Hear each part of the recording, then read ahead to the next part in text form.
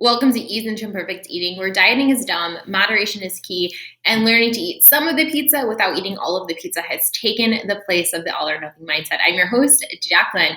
Let's get started. So today's question, it's a meals question, and it is, why can't I stop eating at the end of a meal? Like, I eat my plate, I get my food, I eat my plate, and it's never enough. I go back and I have seconds or thirds or fourths, and then I go into the pantry and now I'm eating snacks and I'm eating dessert.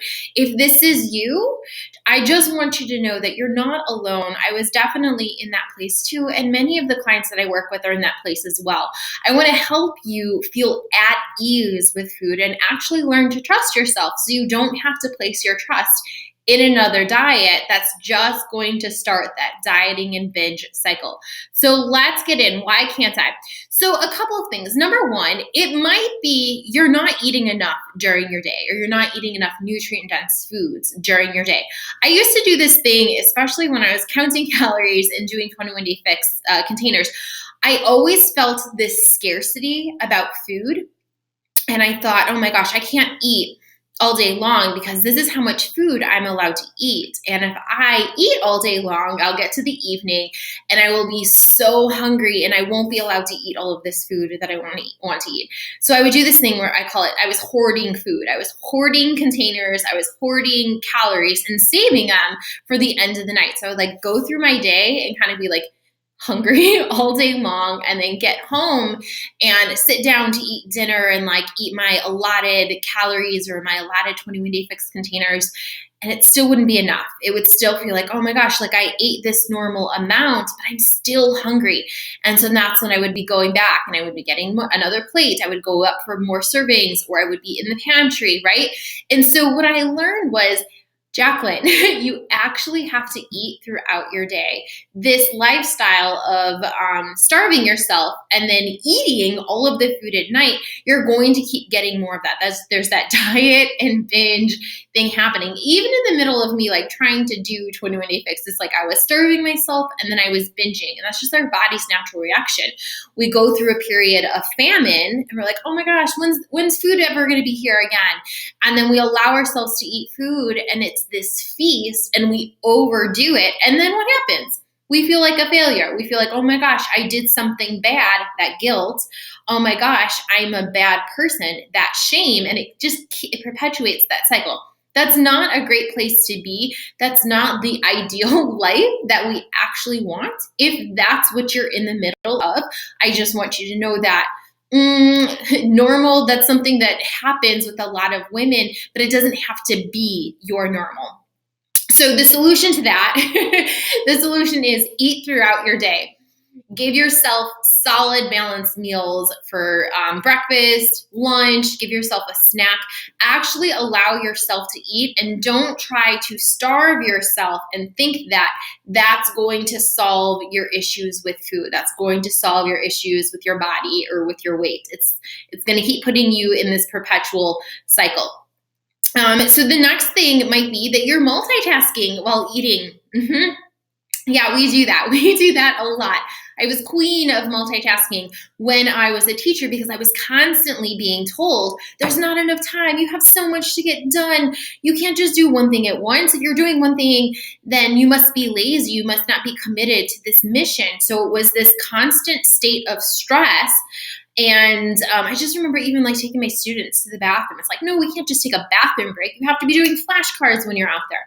If I was eating my lunch, I was also making copies and, calling parents, and just this constant state of stress, this constant multitasking, and not actually paying attention to what I was eating. So it's really easy when we're not paying attention to what we're eating. It's really easy to just shovel it in. Not actually chew, not actually start that digestion. The digestion actually starts in our mouth as we're chewing and saliva and all of that, and kind of give our stomachs a little bit of a break instead of making our stomachs do all of this work. But if we're in this constant state of stress where we're not giving ourselves 20 minutes to eat a meal, it's we end up overdoing it. We're well, that wasn't enough food. I'm still hungry. I didn't even get to, taste that. So we end up eating more. So the solution is stop multitasking, which feels really hard. No, I have so much to do. But it's like if you're in this constant state of stress, you're going to continue being in this constant state of stress. And if you want to heal your relationship with food, you kind of have to heal your relationship with yourself and your body and get to this place where you feel at ease and you're not in this constant state of stress. So when you sit down for lunch, and I know you might be a teacher or you might be someone who has a busy job where you're like, 20 minutes, I can't do that. Okay, cool. Can you give yourself 15 minutes to eat? Can you give yourself 10 minutes to eat, right? And if you can't, that might be a discussion that you have to have with yourself or with your boss of, I don't even get 10 minutes to myself. This is something that will remarkably change your relationship with yourself, and you'll actually be able to get more done because you're giving yourself that mental break. And then when you look at the other meals in your day, when you sit down for dinner, when you sit down for dinner, when you sit down for dessert, are you actually eating the food and looking at what you're eating, or are you plopping right down in front of the TV? Or you're checking your phone as you're eating? We're all guilty of this. There's a whole something that we've all done. But if we can actually experience the meal, right, put our food on a plate and think about who we are being when we are eating, and is that our ideal state? If we can become that person that we actually want to be and practice those things, we'll start to see that, I'm actually more in tune with my fullness signals, right? I'm actually more in tune with, my stomach's getting a little bit full. I can stop eating. And then reminding yourself this food is always allowed. I'm not on a diet. That's we'll get to in a second. But we'll actually be more in tune with our fullness signals. A lot of people tell me, like, I don't know, I'm not in touch with my fullness signals. And they think that they'll never be able to get back in touch with it. But that's not true. It just takes becoming more aware, becoming more mindful. And the way we become more mindful is giving our mind a chance to actually experience this. If we're on our phone constantly, there's no way that you can be mindful about what's happening. You're multitasking. It doesn't work. All right, the last thing. Why can't I stop eating at the end of a meal? Your inner chatter hasn't been checked. And what I mean by this is, in our heads, we have inner chatter. We have some sort of narrative that's been going through our head, and it might be going through our head for like decades. I talk to a lot of people, and it's like they've been putting themselves down for decades, right? And they're not even aware of all of the things that they're saying to themselves. And so we want to get more aware, more mindful of that inner chatter. Check in with that. What are the things that you're saying to yourself? Are you saying things like, you're a stupid, fat blob, you'll never be able to do this? Guess what's going to happen? Your beliefs, your thoughts about yourself, those are going to inform the actions that you take, and the actions that you repeatedly do become the results that you get. So if we're constantly telling ourselves, you can't do anything right, our actions are going to follow that belief. Our results are going to be a result of those actions. So if we want to change our outcome, we have to make sure that the actions we are doing are coming from a place where we're at ease, we're happy, we're being kind to ourselves, right? So the thoughts that we need to have in order to do those things and get the results that we want. So I have my clients practice I am statements, and this is something that you can try.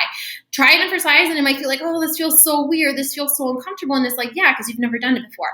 But some I am statements, instead of saying something like, I am so fat, I am so, I'm such a slob, I'm a failure, I will never be able to do this, you might try on, I am someone who's confident. I am someone who can listen to my body.